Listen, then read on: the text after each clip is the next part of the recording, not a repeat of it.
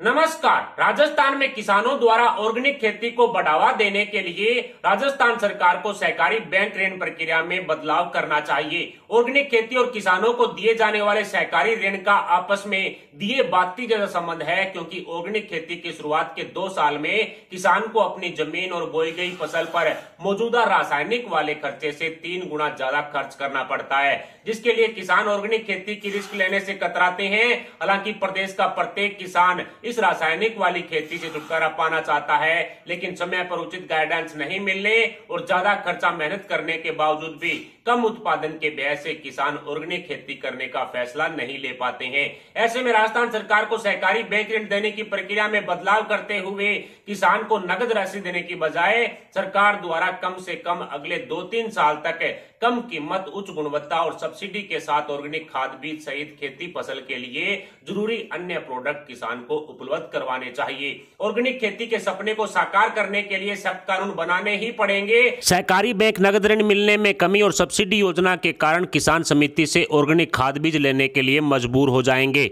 जिससे automatically organic खेती को बढ़ावा मिलेगा। अगले 1-2 साल तक ऑर्गेनिक खेती करने के बाद जब किसान को अपनी फसलों से मोटा फायदा मिलना शुरू होगा तो किसान का भी हौसला बढ़ेगा और ज्यादा से ज्यादा कोशिशों के साथ किसान ऑर्गेनिक खेती को बढ़ावा देने के लिए प्रेरित होंगे।